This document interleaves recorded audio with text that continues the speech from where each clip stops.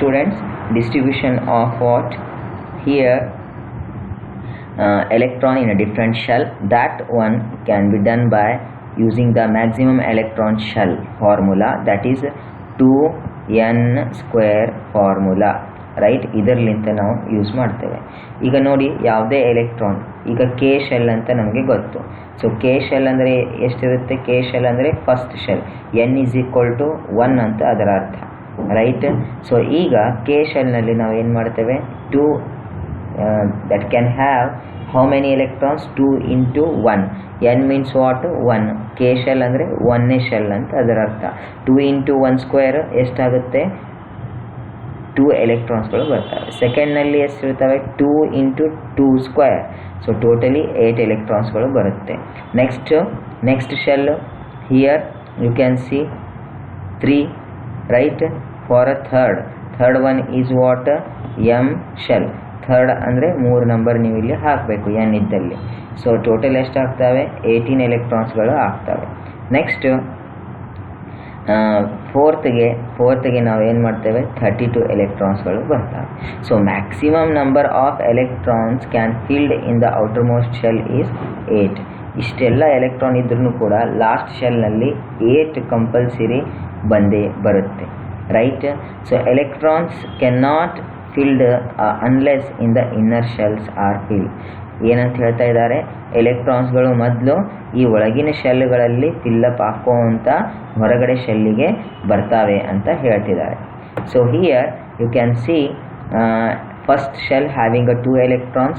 Now you can say here in the first shell only 2 electrons are present. In a second 8 electrons, 18, 32, so on. So next here totally we have given particular element name and symbol and its atomic number. These are we will study valencies and all. It's the list. Okay, so here how the electrons are revolving, structure, atomic structure of the water 18 elements. So here nucleus 1 electrons revolving. Here you can see helium 2 electrons are revolving. Next lithium having a 3 atomic number, it is revolving outside. Now next valency, ಅದನ್ನೇ ನಾವು ನೋಡಿದ್ವಿ. ಈಗ valency ಎಷ್ಟಿರುತ್ತೆ? 1 ಅಂತ. So ಅದನ್ನೇ ಇಲ್ಲಿ valency ನಾವು ಕಂಡುಹಿಡಿಬೇಕಂದ್ರೆ ಏನು ಮಾಡಬೇಕು? ಆಕ್ಟೇಟ್ ಸ್ಟ್ರಕ್ಚರ್ ಆಗಿರಲೇಬೇಕು. ಎದರದ್ದು? ಒಂದು ಆಟಮ್ದು ಆಕ್ಟೇಟ್ ಸ್ಟ್ರಕ್ಚರ್ ಆಗಿರಲೇಬೇಕು. So before going to the valency we will see atomic number and atomic mass or mass number ಅಂತ ನಾವು ಹೇಳ್ತೇವೆ. ಸೊ ಈಗ ಇಲ್ಲಿ ನೋಡಿ, ಇದು ಬಹಳ ಇಂಪಾರ್ಟೆಂಟು. ಪ್ರೀವಿಯಸ್ ವೆಲೆನ್ಸಿ ಏನಷ್ಟು ಇಂಪಾರ್ಟೆಂಟ್ ಕೊಡೋದು ಅವಶ್ಯಕತೆ ಇಲ್ಲ. Atomic number means what? The atomic number of an element is the number of what? Proton. ಇಷ್ಟೇ. Total number of proton is called what? Atomic number ಅಂತ ಹೇಳ್ತೇವೆ. ಈಗ ಹೈಡ್ರೋಜನ್ದು ಎಷ್ಟಿದೆ ಅಟಾಮಿಕ್ ನಂಬರ್? 1 ಇದೆ. ಸೊ ಪ್ರೋಟಾನ್ 1 ಇರ್ತಾವೆ ಅದರಲ್ಲಿ, ಅಟಾಮಿಕ್ ನಂಬರ್ನು 1 ಇರುತ್ತೆ, ರೈಟ್. ನೋಡಿ, 1 ಪ್ರೋಟಾನ್ ಅಂದರೆ ಅಟಾಮಿಕ್ ನಂಬರ್ನು ಏನಾಗುತ್ತೆ? 1 ಆಗುತ್ತೆ. ಸೊ ಅದು atomic number is 1. So here helium having how many protons? 2 protons, then atomic number will be 2. Now lithium you can see 3 protons and then electron will be 3, then atomic number will be what? 3. Illi atomic number means both we can use what? The things electron as well as the proton. Sometime we will pronounce atomic number is the total number of electron or total number of proton. Then mass number or atomic mass ಅಂತ ಹೇಳ್ತೇವೆ. So ಕಾರ್ಬನ್ದು atomic mass first ಚಾಪ್ಟರ್ನಲ್ಲಿ ನಾವು ನೋಡಿದ್ದೇವೆ. ಎಷ್ಟು ಬರುತ್ತೆ? 12 point, right. 12.00001 ಅಂತ ಬರುತ್ತೆ, right. So ಈ ಥರ 12.01001. ಸೊ ಅಲ್ಯೂಮಿನಿಯಮ್ದು ಎಷ್ಟಿದೆ? 27 ಆ್ಯಂಡ್ ಸಲ್ಫರ್ 32, ಸೋಡಿಯಂ ಎಷ್ಟು ಬರುತ್ತೆ? 23 ಅಂತ ಬರುತ್ತೆ. ಈಗ ಇಲ್ಲಿ ನೋಡಿ, ಮಾಸ್ ನಂಬರ್ ಅಂದರೆ ಏನು? ಪ್ರೋಟಾನ್ ಆ್ಯಂಡ್ ನ್ಯೂಟ್ರಾನ್ ಕೂಡಿರುವಂಥದ್ದಕ್ಕೆ ನಾವು ಮಾಸ್ ನಂಬರ್ ಅಂತ ಹೇಳ್ತೇವೆ, right. So total mass number of the carbon is 12 and mass carbon number of the mass atomic mass or mass number of the aluminum is 27. Then sulfur has a mass number 32. Now here in the notation of an atom ಯಾವ ಥರ ನಾವು ಬರಿತೇವೆ, periodic ಟೇಬಲ್ನಲ್ಲಿ ಬರೆದಿರ್ತಾರೆ ಈ ಥರ ನೋಡಿದ್ದೀರಾ ನೀವು. So ಇದು ಏನು ಸೂಚಿಸುತ್ತೆ, ಮಾಸ್ ನಂಬರ್ ಸೂಚಿಸುತ್ತೆ, ಇದು ಅಟಾಮಿಕ್ ನಂಬರ್ ಸೂಚಿಸುತ್ತೆ, ಇದು ಏನೈತಿ ಎಲಿಮೆಂಟ್. ಈಗ ಇಲ್ಲಿ ಎಲಿಮೆಂಟ್ ನೈಟ್ರೋಜನ್ ಇದೆ, ರೈಟ್. ಸಿ ಹಿಯರ್ ಇಲ್ಲಿ ಕೊಟ್ಟಿದೆ ಮಾಸ್ ನಂಬರ್ ಮೇಲೆ ಇರೋದು, ಕೆಳಗಡೆ ಇರೋದು ಅಟಾಮಿಕ್ ನಂಬರ್, ಇದೇನಿದೆ symbol of the element. Nitrogen ಇಲ್ಲಿ ಬರೆದಿದ್ದೇನೆ, ಅದರದ್ದು ಮಾಸ್ ನಂಬರ್ ಎಷ್ಟು ಬರುತ್ತೆ 14. Next 7 is what atomic number. Next after this discussion, this atomic number and mass number, we will go through the isotopes. Isotopes andre iso means what, same. Iso means what students, same, right.